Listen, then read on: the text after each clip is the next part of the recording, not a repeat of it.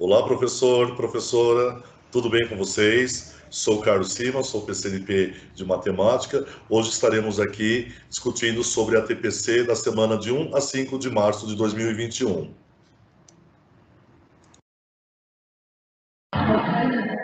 Olá, professores, sejam muito bem-vindos à nossa ATPC da semana de 1 a 5 de março. Que todos tenham uma ótima TPC. Eu sou a professora Daniela Correia, sou PCNP de Biologia.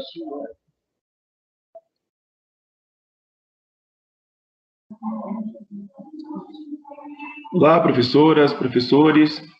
Eu sou o Lenildo, professor Lenildo, PCNP de Língua Portuguesa, e também vou estar com vocês neste ATPC.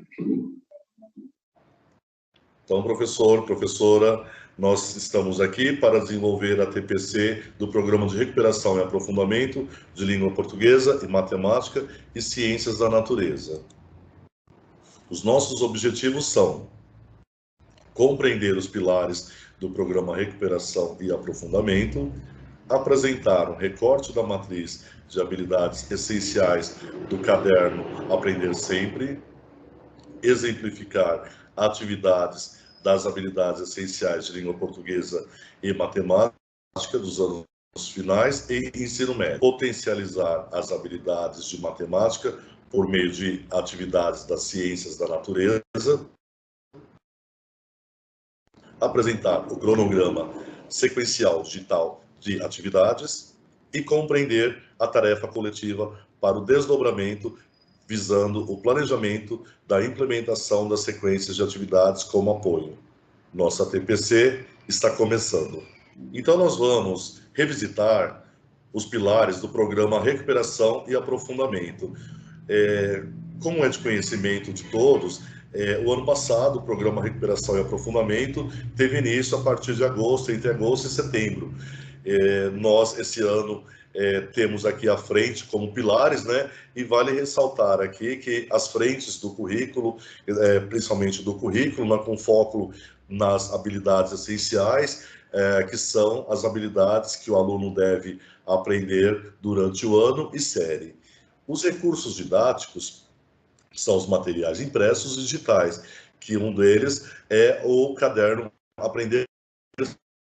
A formação, ela é focada nos usos dos materiais e as avaliações que podem ocorrer tanto do centro de mídias quanto da diretoria de ensino e da escola também nos momentos das ATPCs. As avaliações, elas serão diagnósticas e formativas, composta pela ADE, avaliação diagnóstica de entrada, e a AP, que é a avaliação da aprendizagem em processo. A tecnologia é composta pelo centro de mídias, de uma forma contínua, com apoio à aprendizagem, apoiando sempre a aprendizagem do aluno e do professor também, para que nós possamos conduzir aqui da melhor forma possível a recuperação e aprofundamento da aprendizagem.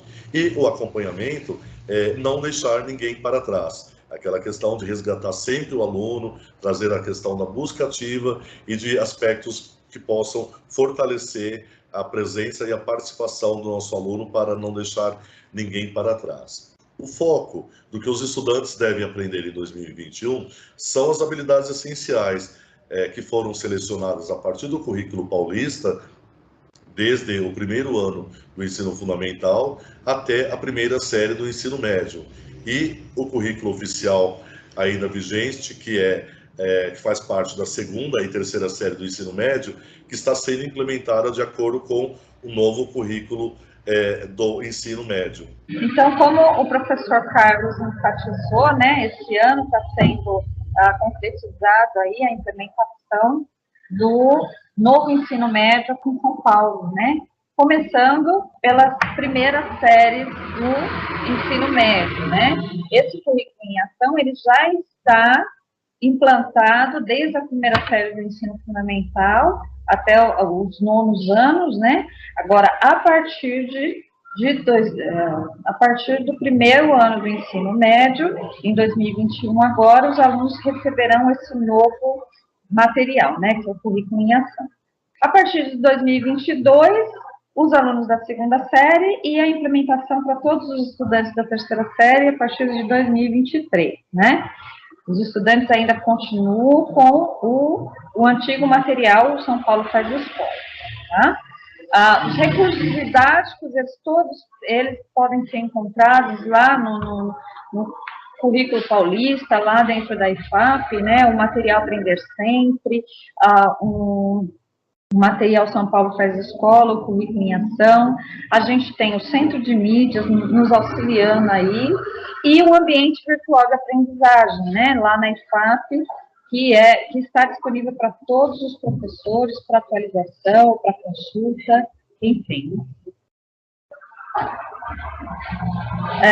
Então, como recurso didático, a gente tem a apostila do Aprender Sempre, né, o volume 1, que está disponível nesse primeiro bimestre, aqui, e a partir do segundo bimestre, as outras disciplinas estarão entrando a partir de 8/4, né, 8 de abril, tá? Então, o Aprender Sempre, ele tem o objetivo de apoiar os professores na condução dessas atividades, e o professor continuará contando com os materiais regulares, né?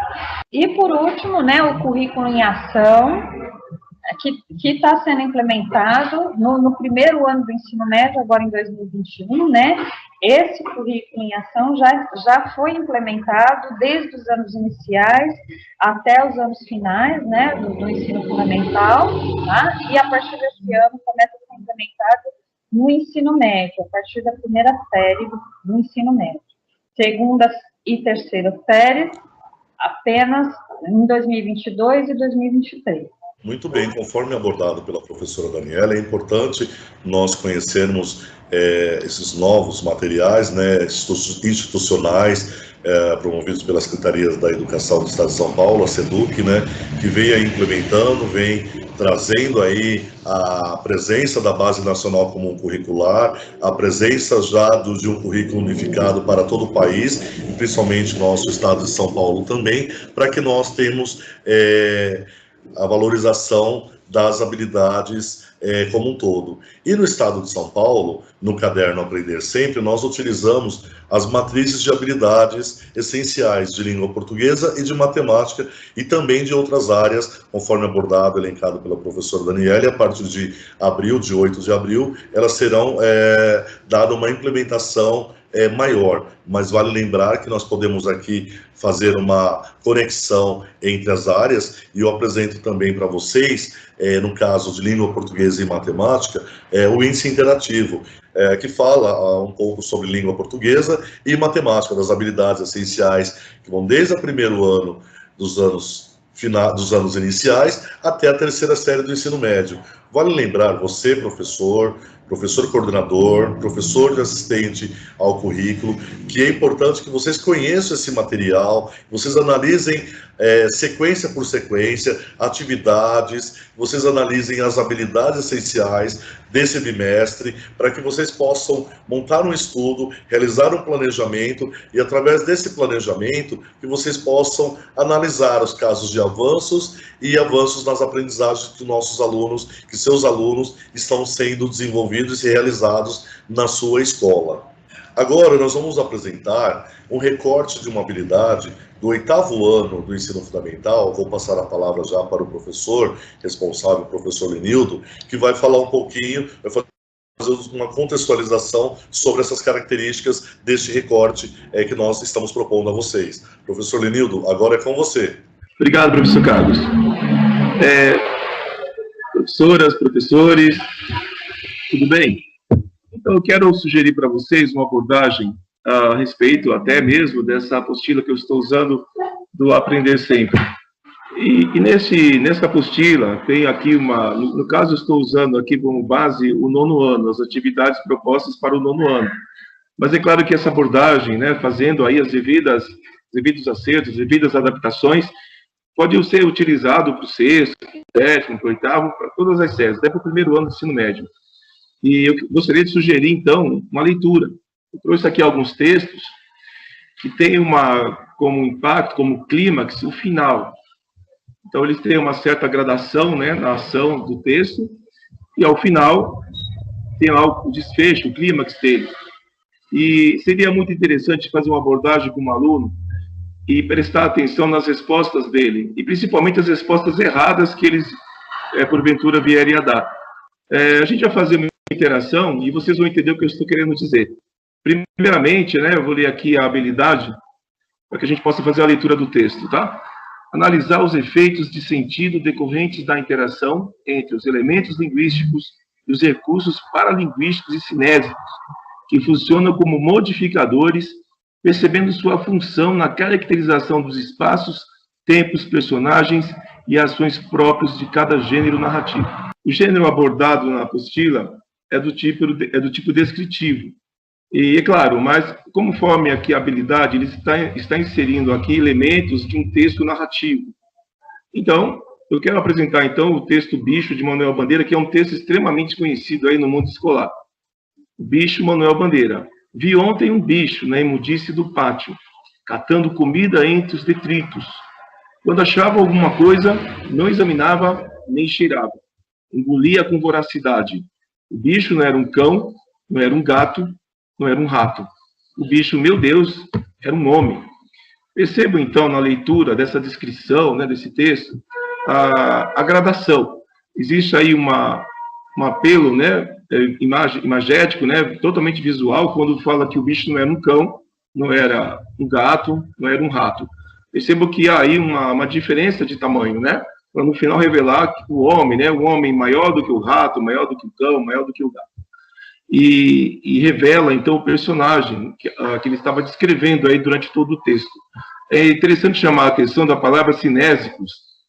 Cinésico é expressão, né? Nesse caso, entenda como a ação dentro do texto, ok? Deixei 4 perguntas aqui, né? Quem, o que, onde, quando, que é justamente para lembrar o aluno a estrutura de um texto narrativo. Texto narrativo, ele responde a 4 perguntas. Quem, o que, onde e quando. Não, quem nós podemos identificar como um bicho, né, o personagem. O que, catando comida entre os detritos, é a ação que se passa no texto. Onde? No pátio, né, onde ele está, né, na imundície do pátio, lá no pátio. Quando? Ontem, né, o autor ele deixa bem marcado aí a narratividade desse texto. E esse texto, e essa tira da Mafalda, ela vai trazer também, novamente, essa questão da gradação. Aí o amigo da Mafalda chega e pergunta, e saúda, né? Oi, Sil, fale baixo, tem um doente em casa.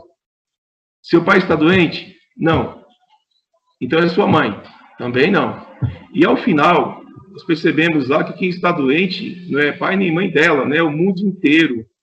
Sabe que se a gente for fazer um contexto, né, dessa historinha, na época que ela foi publicada, chegaríamos à conclusão que o autor estava tratando do aquecimento global, da poluição dos rios, dos mares, do mal que o ser humano faz aí para o mundo.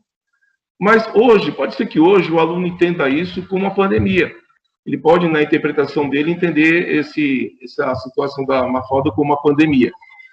Ok? E percebo aí, né, a gradação, né? É muito interessante a maneira como o autor sustenta essa narratividade. Então, professores, dentro dessa questão, né, de agariar as respostas, as inferências dos alunos, né, prestando atenção, inclusive, nas respostas erradas deles, eu quero fazer um convite para vocês. Quero que dêem uma boa olhada nessa imagem que aparece aí agora, né? Percebo aí os personagens, né? A ação que se passa, que um está fazendo aí ao outro, e mais uma coisa, né? A mensagem que nós podemos tirar dessa imagem. Como nós sabemos, né? Esse gênero aí é charge. Bom, então faço aqui questão de lembrarmos a definição de charge, né? Charge é um estilo de ilustração que tem por finalidade satirizar por meio de uma caricatura uma situação ou um acontecimento atual com um ou mais personagens envolvidos. Eu fiz questão até de pegar uma charge mais antiga, né? Até mesmo para causar aí um estranhamento, para causar um impacto, né? Charge sai de um jornal, normalmente, e está aí envolvido com um acontecimento de total interesse da população, da sociedade, né? Então, aí vem as questões aí para o professor, para a professora, né? Que está nesse ATPC. Então, descreva os personagens da figura. Vai descrever o que vocês estão vendo aí. O que está acontecendo, né? Qual é a ação que acontece entre eles? E, por último, qual a mensagem que a figura nos transmite? Então, deixar aí uma pausa de 10 minutinhos para a gente fazer essa atividade. Tá? Vou colocar de volta a imagem para vocês. Olá, professoras, olá, professores. Então, já passaram os 10 minutos, então estou de volta para elucidar esse mistério, dar esse exercício. A primeira pergunta, descreva os personagens da figura. Então, as respostas possíveis, podem olhar lá o maior, o ser maior aí da imagem, pode chamá-lo de povo, pode chamá-lo de Lula, e há quem chame até de extraterrestre, outra coisa, E o segundo personagem em questão, vai chegar perto a resposta de um menino, de um garoto. Por quê? É muito bom perguntar para o aluno por quê, como que ele chegou a essa resposta. E aí ele vai descrever o personagem. Por exemplo, o menino, vai dizer que a estatura dele é menor, as roupas que ele usa também é característica de uma criança, o chapéu, o tipo de chapéu que ele usa, o povo, porque tem os tentáculos, enfim. O aluno, ele vai responder, ele vai justificar de uma forma, usando de uma ideia descritiva, como que ele chegou a essa resposta. E a ação, a segunda pergunta, o que está acontecendo? Certamente, a resposta vai ser perto de está serrando o menino, o fogo está cortando a cabeça do menino, algo assim. A mensagem, aí é a mais difícil, O que isso tudo quer dizer? Há pessoas que vai dizer que certamente vai achar assim, uma resposta perto de uma mensagem ecológica. Diz assim que o homem agrediu tanto a natureza que vai chegar uma hora que a natureza vai agredir o homem também, vai responder essa agressão. Há quem diga também que tem uma mensagem aí para nos mantermos distante de animais silvestres. E há gente que pode falar até de invasão alienígena, de guerra intergaláctica, o que é mais a imaginação propor. Mas a verdade, a mensagem dessa charge, eu vou dizer para vocês, tá? Em 2001, foi feita uma pesquisa de Ibope das pretensões de votos para presidente, para as eleições presidenciais que ia acontecer no ano seguinte. E, então, haviam 3 candidatos em destaque na ocasião. Era o Luiz Inácio Lula da Silva, que estava em primeiro. Aí, em segundo lugar, era o outro político, José Serra. E, em terceiro lugar, um político lá do Rio de Janeiro, Antony Garotinho. Quando perguntavam para os jornalistas qual foi o resultado da campanha eleitoral, eles respondiam assim: Lula, Serra, Garotinho. Primeiro Lula, segundo Serra, terceiro Garotinho. Então, Lula, Serra, Garotinho. Então, o chargista, o André Valente, fez essa imagem para representar a pesquisa eleitoral. E, aliás, o nome dessa charge é pesquisa eleitoral. Ok? Então, é muito importante a gente prestar atenção nas respostas erradas dos alunos, a questão da inferência. Isso é muito importante. Ok? Espero que tenham gostado da abordagem. Mas ainda tem mais. Eu vou ler aqui a primeira, tá? Habilidades essenciais. Ler com proficiência, identificando fato, opinião, tema e tese para formular hipóteses sobre o conteúdo dos textos. Então, é importante, além da leitura que nós fazemos, que compartilhamos com os alunos, a capacidade de tirar informação, o letramento dos textos.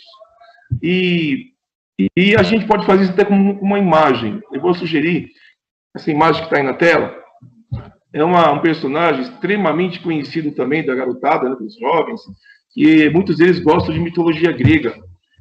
Tem aluno que vai ver essa imagem e vai rapidamente reconhecer o Ícaro, Ícaro era filho de Dédalo, e eles fugiram de um lugar que não tinham como escapar, que era lá o labirinto do Minotauro, uma construção feita, inclusive, pelo próprio Dédalo, O rei, como prêmio, deu para ele essa prisão.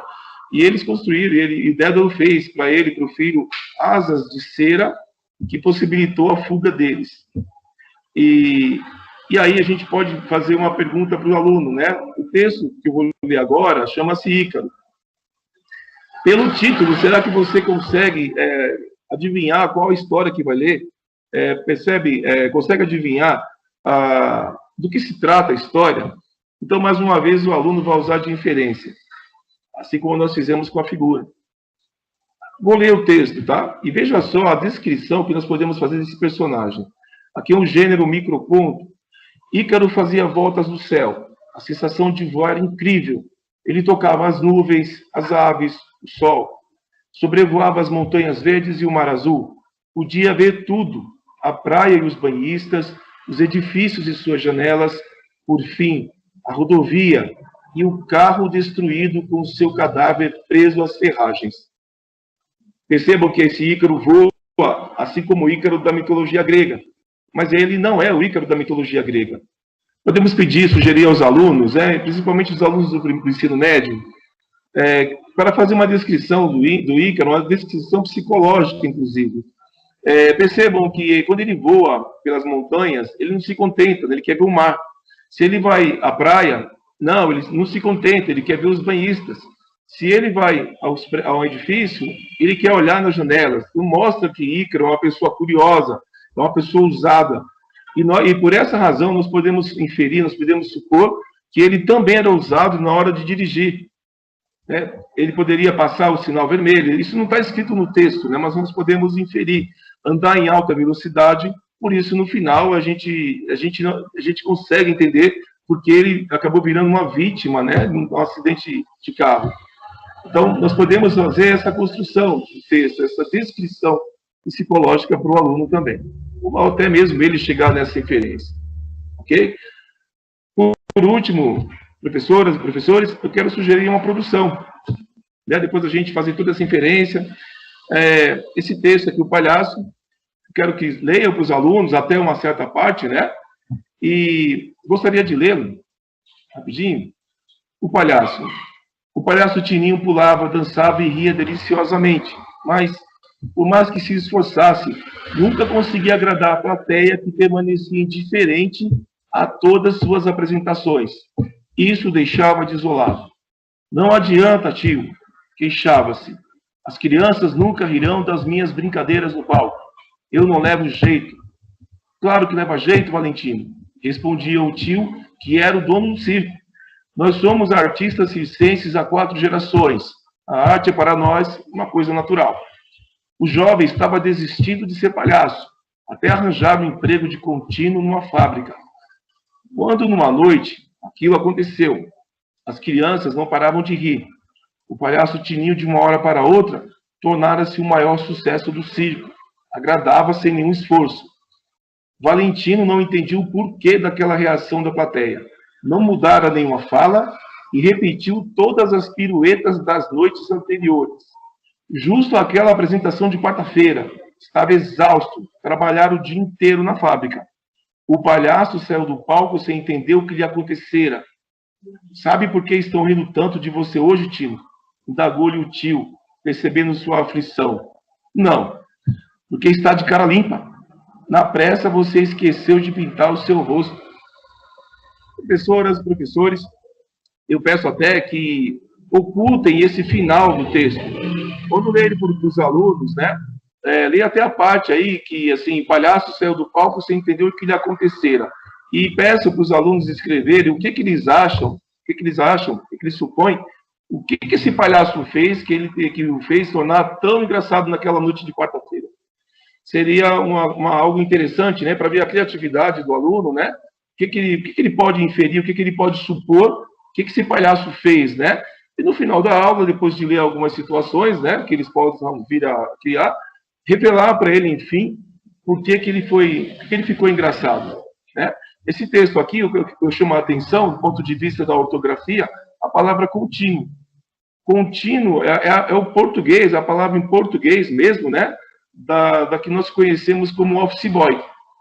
Office boy é tão usado aqui, né, na nossa sociedade, que quando a gente fala o trabalho de contínuo, ninguém imagina que o contínuo é o office boy. E aqui, no caso, o porquê, né? O porquê separado, o porquê junto, né? Aparece aqui várias ortografias do porquê. Pode ser também um momento para relembrar com eles as regras da escrita, do uso, do emprego dos porquês. Tá bem? Espero aí que tenham gostado aí dessas sugestões de aula e vamos continuar com a TPC. Obrigado, professor Enildo, pelas considerações e contribuições. E nós esperamos que você, professor de língua portuguesa e das demais áreas da escola, possam, através das sugestões que foram abordadas, possam desenvolver e realizar um desdobramento e até mesmo uma análise de estudo entre vocês para que possa melhorar aí as habilidades essenciais na nossa escola e contribuir também com as nossas habilidades essenciais. Neste momento, eu vou fazer a apresentação inicial da área de matemática, e na área de ciências da natureza a professora Daniela vai contextualizar, trazendo alguns exemplos do cotidiano. Eu vou apresentar aqui a matemática.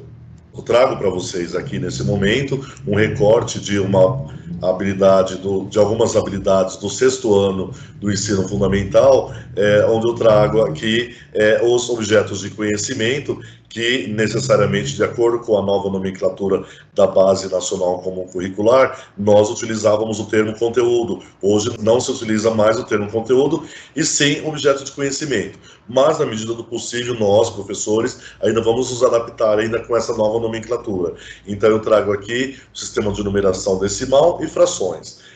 E a habilidade também, vale lembrar que a Base Nacional Comum Curricular, ela traz os códigos alfanuméricos. Acho que é importante também ressaltar aqui que eu estou trabalhando com o exemplo que eu trago a vocês, EF, Ensino Fundamental, 06, relativo ao 6º ano, MA, Matemática, 02, Competência 2, que é reconhecer o sistema de numeração decimal, e na outra eu trago aqui, na próxima habilidade, a habilidade 6, EF, Ensino Fundamental do 6º ano, Matemática, da Competência 3. E por último, o que eu trago também do 6º ano, a competência 7. Vocês podem observar que, à medida em que as competências vão aumentando, vai-se também aumentando o grau, aprofundando um pouco o nível de raciocínio para tais habilidades. Então, neste exemplo aqui, eu trago aqui um recorte daquilo que foi trabalhado e ainda é trabalhado, né,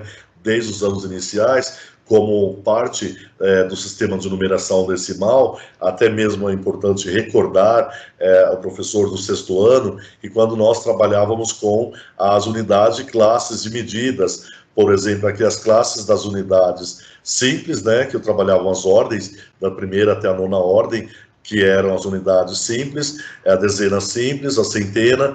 Na 4ª ordem eu utilizo o termo unidade de milhar, dezena de milhar, centena de milhar. Já na 7ª ordem, a unidade de milhão, dezena de milhão e centena de milhão.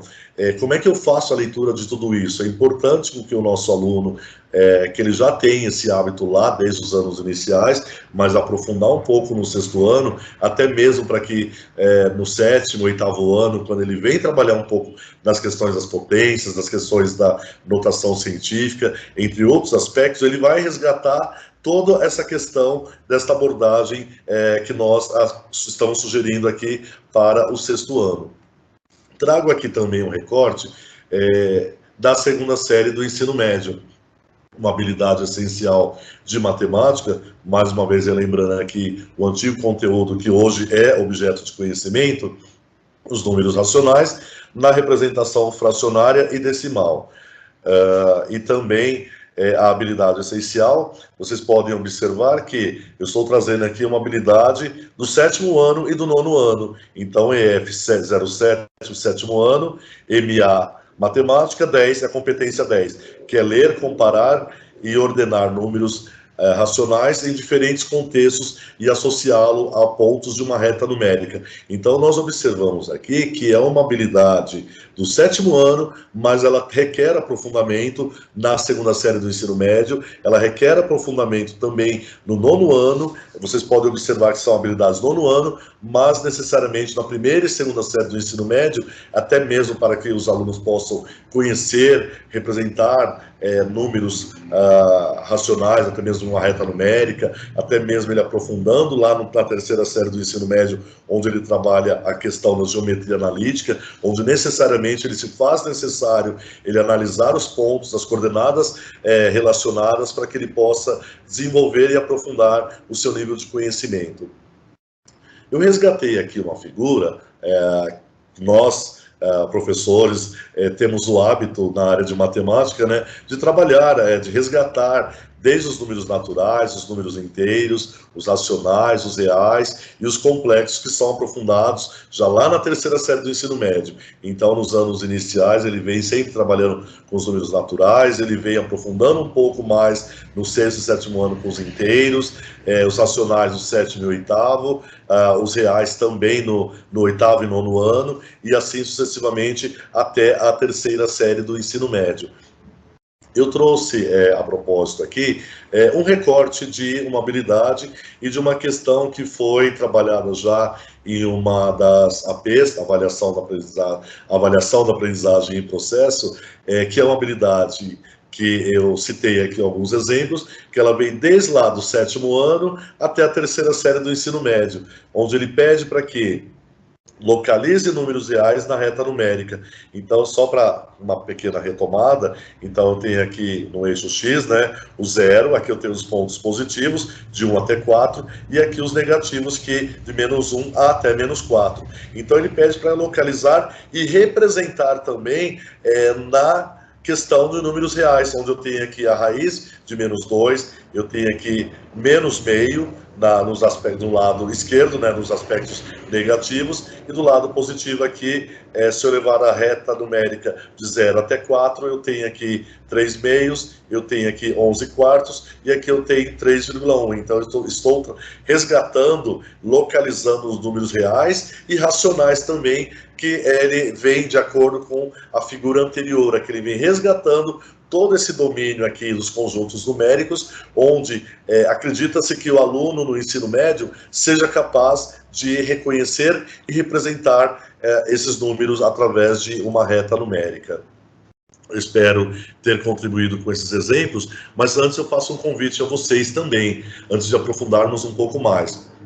Recentemente, eu desenvolvi com mais 2 professores da rede estadual, inclusive aqui da Leste 2, 2 professores, um de matemática e um professor de biologia, nós desenvolvemos um trabalho de divulgação científica, falando um pouco do controle da qualidade do ar. Quais são as substâncias presentes no ar que têm nos prejudicado tanto? O que tem isso a ver com matemática? Eu convido vocês a assistir o vídeo, a nossa fala, a nossa explanação do trabalho. Lá, só adiantando um pouquinho, nós trabalhamos com a CETESB. O que a CETESB tem a ver com a área de matemática? A CETESB, ela trabalha com o controle da qualidade do ar, nesse caso, né? Ele vem trabalhando algumas questões da área de matemática, ele vem trazendo também algumas questões de monóxido de carbono, da queima de combustíveis fósseis, dos hidrocarbonetos, dos dióxidos de enxofre, e tudo isso ele tem a ver com os nossos problemas respiratórios.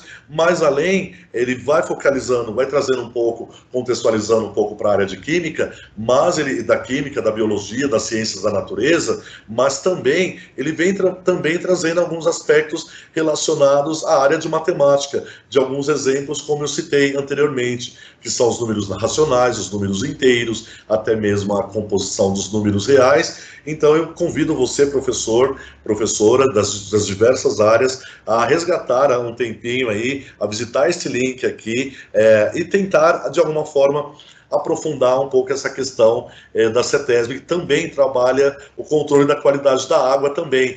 Muitas vezes nós visitamos algumas praias, né, e nós nos deparamos, nós observamos algumas bandeiras. Essa praia está imprópria, essa praia está com a bandeira verde, ela está própria. Então, tudo isso está relacionado não só com a área das ciências da natureza, com a biologia, com a química, com a física, mas também com a matemática.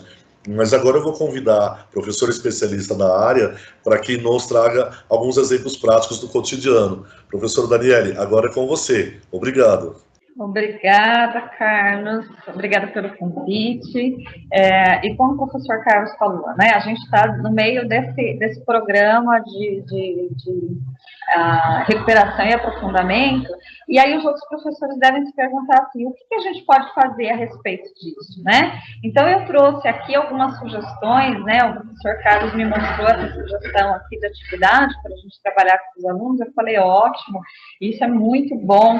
Os professores de ciências podem trabalhar isso, os professores de geografia, né? Junto com o professor de matemática, o professor de língua portuguesa também, né? Na interpretação ali do texto, o de matemática na interpretação dos resultados e tudo mais, né? Então, essa primeira atividade aqui, olha, a gente retirou lá da CETESB, né? Mostrando lá os resultados do benzeno e tolueno na atmosfera, né? E aí, pode passar, Carlos? E aí a gente se deparou aqui com uma tabela, né? Com alguns valores aqui de concentração máxima diária em microgramas por metros cúbicos. Isso daí são unidades de medida, né? Que a gente que é professor de ciências, a gente já começa a trabalhar esses conceitos com os alunos desde o 9º ano, né? Na verdade, até um pouquinho antes, o professor de matemática já trabalha esses conceitos, né? Mas em ciências isso fica muito mais aprofundado, né? Lá em ciências. Então, a gente começa a trabalhar, quando a gente fala de densidade, de massa, de volume, né? Porque as ciências da natureza trabalham muito a química e a física também, né? Introduz a química e a física no 9º ano, tá? Então, aqui nessa tabela, a gente vê lá, né? As concentrações do benzeno e do tolueno no ar atmosférico, e aí a gente se depara, ó, com os números decimais, não é isso? Com as unidades de medida que são utilizados, microgramas, metros cúbicos, que é uma medida de volume, tá bom? Olha, um outro exemplo que a gente trouxe aqui também foi informações sobre a qualidade da água. Essas informações, elas vêm descritas na conta de água, né? Na conta de água que a gente recebe em casa, mas muitas vezes a gente não presta atenção muito nisso daqui, né? Então, olha lá, aí a gente tem algumas substâncias presentes, né? Que os alunos começam a ter essa familiaridade a partir da introdução da química, né? Lá no 9º ano, né? Quando a gente começa a falar dos elementos químicos, o que é o cloro, o que é o fluoreto, enfim, né? O que são coliformes fecais? O professor de ciências, ele pode trabalhar essa parte junto com o professor de geografia também, quando ele fala da poluição da água, né? Vamos falar de coliformes fecais. O que são isso, né? São fezes, aí você vai dizer para o aluno, olha, esse nomezinho estranho que está ali né? No meio ali, Escherichia coli, o que é aquilo, né? O professor de ciências vai explicar para o aluno que aquilo ali é uma bactéria presente nas fezes, né? Que ela pode ser encontrada na água em grande quantidade. E aí a gente tem, né? Os valores lá, os valores limites, né? Dessa tabela, e a gente vai comparar com os valores que foram encontrados, né? E aí a gente encontra de novo, ó, os números decimais, tá? A porcentagem, a gente está falando de tudo isso, né? Quando a gente fala, por exemplo, de cor e pH, a gente está falando também de propriedades da matéria, né? Então, as propriedades da matéria também, quando a gente trabalha isso em ciências. Então, as ciências da natureza, né? As ciências física, química e a biologia, ela é muito rica, ela consegue trabalhar, fazer essa parceria com as outras disciplinas de língua portuguesa e matemática. Uma outra sugestão, né, que eu trouxe aqui, que a gente trabalha muito também com os alunos do 9º ano, né, a notação científica usando as potências de base 10. E a gente sabe que a potenciação, ela começa a ser introduzida a partir da 5ª série, né? E aí a gente chega no 9º ano, vai fazer esse trabalho de notação científica com os alunos, a gente ainda encontra um pouco de dificuldade, né? O professor de geografia também pode trabalhar, né, essas questões, essa notação científica aí, com as unidades de medida, né, de comprimento, enfim, né, de quilômetros, metros, enfim, tá? Então, a gente trabalhar isso daí. Por exemplo, aqui, né, na tabela, eu tenho 1 grama, que equivale a 1000 miligramas, né, e eu posso escrever de outra forma, 10 elevado a 3 miligramas, né?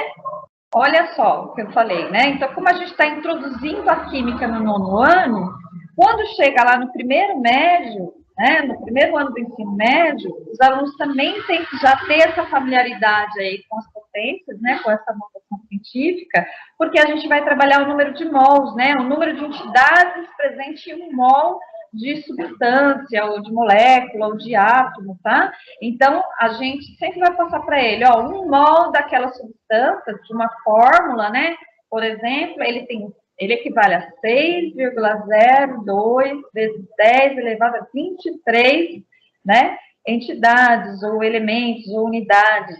Tá? Então, a gente trabalha também essa questão da anotação científica no ensino médio bastante com eles, né?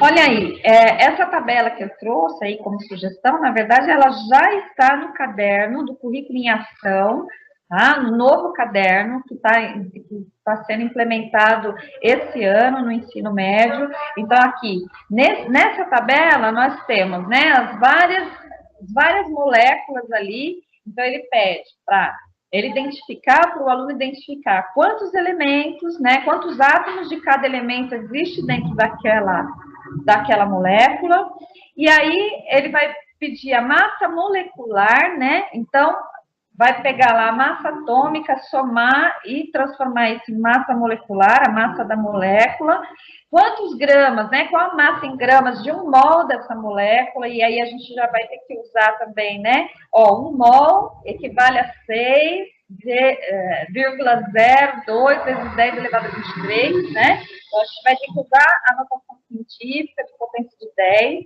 enfim. Olha, uma outra habilidade que eu trouxe aqui como sugestão, né? E essa habilidade, ela veio do caderno, né? Do segundo bimestre, ali, do segundo médio. Ela veio do caderno de biologia, né? Então, a gente fazendo um gancho aí com a matemática, já que a gente já está falando disso, né? E quando a gente fala em genética, a genética ela usa muito interpretação de texto também, né? Entra as habilidades de interpretação e tudo mais. Mas não só isso, a gente tem que interpretar aqueles dados e transformar esses dados em números, né? Na genética a gente faz isso, né? E uma delas são as probabilidades. Então, a probabilidade ali, a definição de probabilidade é o número de amostras, né, que a gente tem, e o número, sobre o número de casos possíveis, né, a gente faz essa divisão aí, tá? Aí um exemplo, né, de probabilidade em genética, então quando a gente quer calcular, por exemplo, né, num cruzamento, quantos por cento, né, de descendentes eles vão ser albinos ou não, né, vão ser albinos ou normais, então aqui nessa tabela aqui ele não diz quem é, né, macho ou fêmea aqui, né, quem é menino ou menina, mas aí ele diz assim, né, ó, então eu tenho os alelos azinho, que significa albino, né, porque o albinismo é uma doença de característica recessiva, tá, onde a pessoa não produz melanina, né, ela não tem a coloração, não produz pigmentação, né, natural da pele, tá? E aí a gente tem o cruzamento de um albino com uma pessoa que é normal, mas ela é portadora, ela tem o gene recessivo, né? Nesse cruzamento especificamente, a gente tem o quê? Nos resultados, 50% para cada lado. Então, 50% dos descendentes podem ser normais e 50% podem ser albinos, né?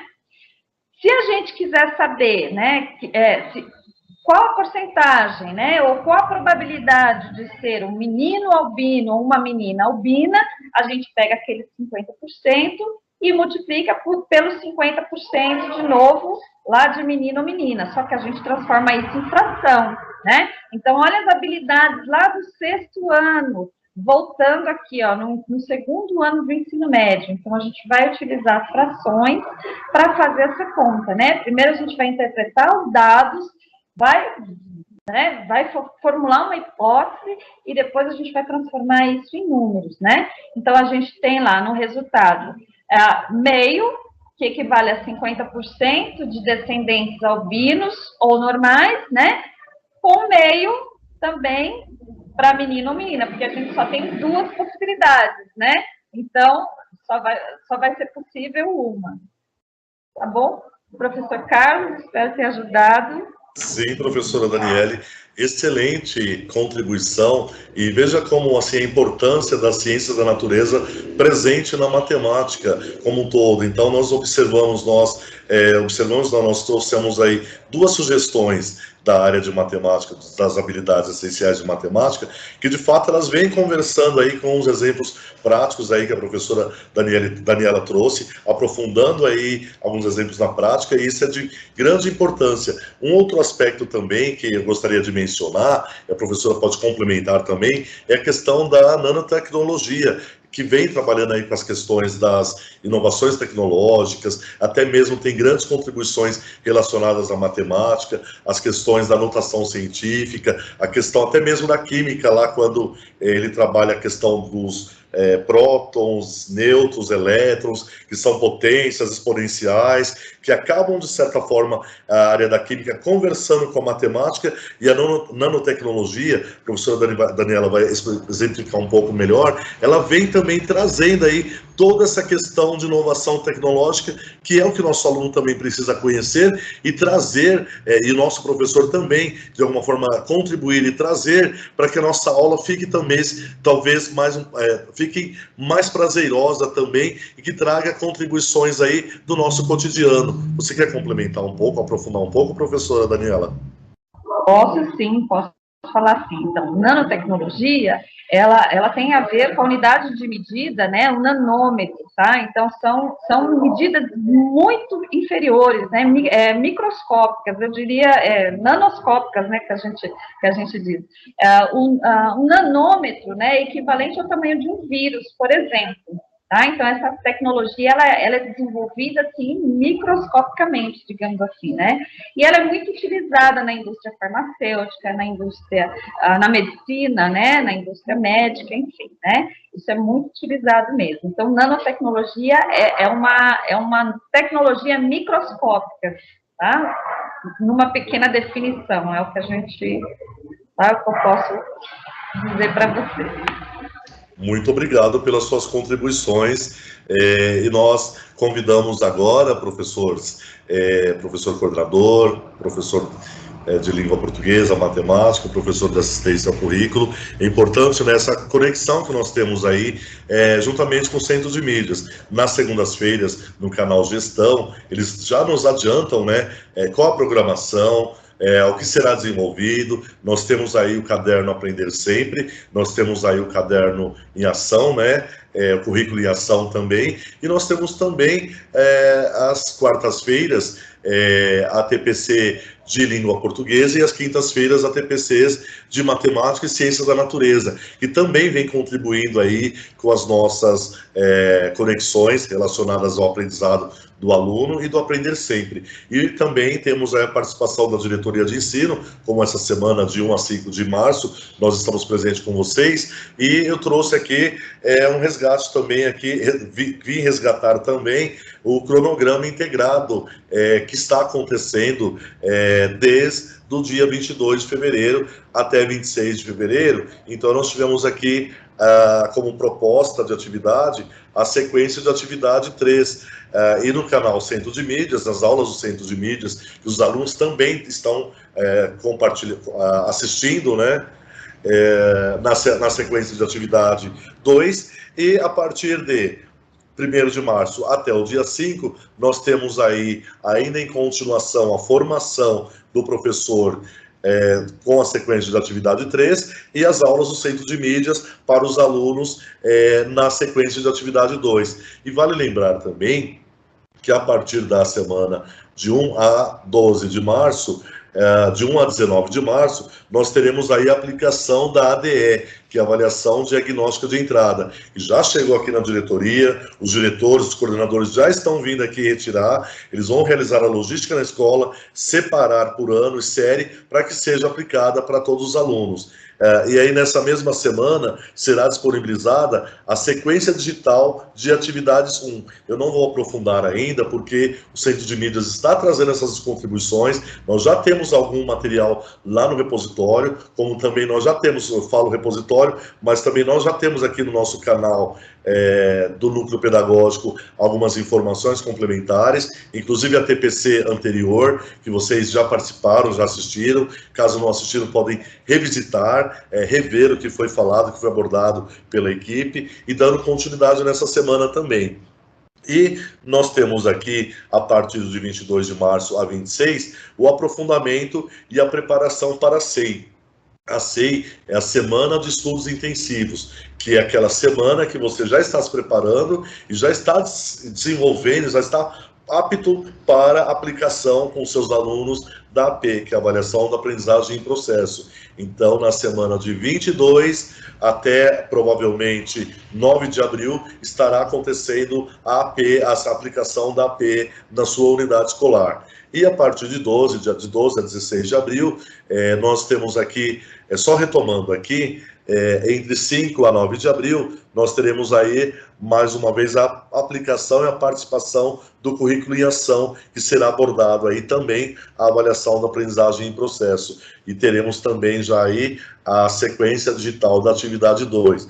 Mais muita calma, vamos pisar um pouco no freio, tudo no seu tempo, tudo no seu momento, porque nós sabemos que nós temos aí, que está acontecendo na escola, o ensino híbrido e o ensino remoto, que algumas semanas, alguns dias da semana, vou citar um exemplo, comparecem alunos na escola da letra A até a letra G, na segunda semana ou no segundo dia, alunos da letra G até a letra L, e assim sucessivamente, porque as escolas estão trabalhando nesse momento de ensino híbrido e remoto também, a questão dos 35%, né? Então, para que todos possam, para que todos não deixem ninguém para trás, mas que todos possam ser garantidos ao mesmo tempo com a mesma aprendizagem. Então, é importante também que o aluno assista, que você, professor, possa também motivar o seu aluno a assistir às aulas que são realizadas no Centro de Mídias e acompanhando as suas aulas também presenciais na escola, para que ele dê conta do seu tempo e seu espaço, e você também possa dar conta do tempo, né, e do cronograma que está sendo estabelecido aí pela SEDUC e pela diretoria de ensino. Então, nós temos aí, como para finalizar esse cronograma, né, de 12 a 16 de abril, ainda em continuidade a semana dos estudos intensivos, e na medida do possível, nós vamos estar implementando a questão do cronograma e aprofundamento que está sendo implementado na escola. Claro, antes de mais nada, tudo isso requer planejamento, o planejamento entre o professor e o coordenador, o planejamento também e a integração entre o professor de assistente ao currículo e também aos professores de língua portuguesa e matemática e os demais componentes curriculares. Então, a TPC, nós sugerimos que ela seja cada um no seu momento, no seu tempo, mas desde que tenhamos aí um planejamento e que nós possamos aí, em parceria com o Centro de Mídias, com o núcleo pedagógico, com os professores, uma rede que aprende com a rede, buscando a integração, e caso você tenha uma dúvida, você também possa procurar nós, do núcleo pedagógico, para que possamos esclarecer as dúvidas e os momentos formativos que acontecem na sua escola, que acontece lá a transmissão da etapa, que são os 45 minutos dos anos finais e ensino médio, de acordo com cada carga horária de cada professor, né, está respeitando, estabelecendo também a carga horária que cada professor tem, para que ele possa desenvolver a TPC, e a transmissão também dos 45 minutos para cada ano e série, que é o desdobramento da escola, né? Nós chamamos de desdobramento da escola, que é o que está acontecendo, essa integração entre o professor coordenador e o professor de assistência ao currículo e o professor da área língua portuguesa e matemática e as demais áreas que estão aí analisando, estudando e conhecendo toda essa questão das habilidades essenciais de apoio ao currículo para o desenvolvimento das habilidades. Eu citei aqui o professor, né, o PAC, que é o professor de assistência ao currículo, né. Eu convido a vocês a analisar a resolução 4 de 11 de janeiro de 2021, que ela fala um pouco mais, ela estabelece um pouco mais de quais são as atribuições e as rotinas e o que cabe ao professor de assistência ao currículo. Por exemplo, nós, PCNPs, os professores coordenadores, nós estamos aí na resolução SEDUC 3, não me lembro a data, e é importante nós sabermos aí, identificarmos aí quais são as minhas rotinas, quais são as minhas obrigações, quais são as minhas tarefas, para que eu apoie a tarefa do outro. Então, eu faço convite a todos da escola a conhecer também essa resolução. Eu não vou realizar a leitura dela na íntegra, mas eu peço que em momento de estudos também você possa conhecer um pouco mais e aprofundar um pouco mais dessa resolução. Caso você tenha dúvida, você também pode entrar em contato com o supervisor da sua escola para que ele possa esclarecer melhor um pouco sobre essa questão dessa resolução. E estamos quase chegando ao fim aí, né? Eu vou só retomar alguns aspectos e algumas situações que nós já falamos, né, durante a nossa PPC, que é o desdobramento do Aprender Sempre, que na realidade é analisar a sequência de atividade 3 do material Aprender Sempre, por ano e série, que atua, e principalmente com a participação do professor de assistência ao currículo, atrelado aí ao professor, auxiliando, né, o professor de língua portuguesa e matemática, e também identificando as dificuldades de aprendizagens e dos conhecimentos que os estudantes têm relacionados às habilidades essenciais. E também o planejamento da implementação da sequência da atividade 3, como também pode ser que esteja na atividade 2 ou na 1, né? Cada escola está aí no seu momento de adaptação, no ensino híbrido, né? Lembrando sempre essa questão, né? Para que possa serem desenvolvidas as habilidades essenciais, mais uma vez, né? Considerando o ensino remoto, né? E o contexto híbrido, né? E também a definição dos indicadores para que o professor possa refletir o seu planejamento depois da sua aula. Os professores presentes, Daniela e professor Leonildo, têm alguma contribuição em relação... Gostaria de reforçar algum aspecto em relação a essa questão do desdobramento, do Aprender Sempre. Vocês sintam-se à vontade. Bom, Carlos, da minha parte, só que os professores, né, sigam as sugestões, né, ou se tiverem alguma dúvida, nos procure, tá? Então, são sugestões só, né, e aí vocês montem as duplas, vocês podem montar essas duplas aí na escola, fazer as parcerias que vocês acharem que são pertinentes. Isso aí foram umas sugestões que eu dei aí para os professores, né. E eu já quero agradecer desde já, né, o convite, a participação. Da minha parte é isso, Carlos. Muito obrigado. Bom, de minha parte também, gostaria de dizer que espero, né, que essas sugestões sejam de valia, sejam de alguma ajuda para a retomada desses conceitos tão importantes. Afinal, os alunos, eles têm aí essa defasagem, isso é muito notável, né? E a leitura, o resgate de conceitos, isso é muito importante para eles nesse momento. Então, qualquer problema, qualquer dúvida aí, também pode entrar em contato comigo, eu estarei à disposição aqui a todos, tá? Muito obrigado. Nós agradecemos, né? Quase caminhando aí para o final, né? Então, só retomando mais uma vez a proposta de trabalho para a TPC, né? Análise da sequência da atividade 3, o que ensinar e como ensinar. Então, focando sempre nas habilidades essenciais, vamos resgatar, vamos revisitar lá a matriz das habilidades essenciais, língua portuguesa, matemática e demais áreas dos componentes das áreas, né? Analisar os objetos de aprendizagem que eram os antigos conteúdos. Hoje a BNCC e o Currículo Paulista já vem com objetos de aprendizagens e as atividades propostas, né, que você, professora, possa analisar essas atividades propostas e seguir também as orientações metodológicas. Nossas referências o currículo do Estado de São Paulo, né, o currículo do Estado de São Paulo, eu digo oficial, né, nossas referências são o Currículo Paulista.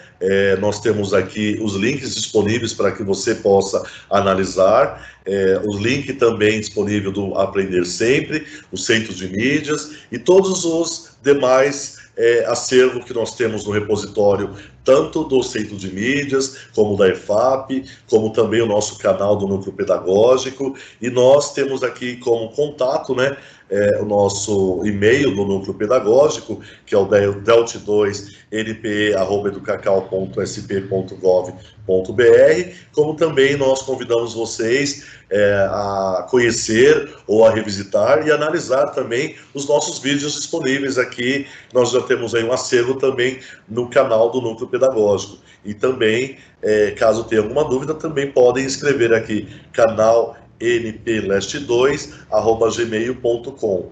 Então, nós concluímos a nossa ATPC, está terminando.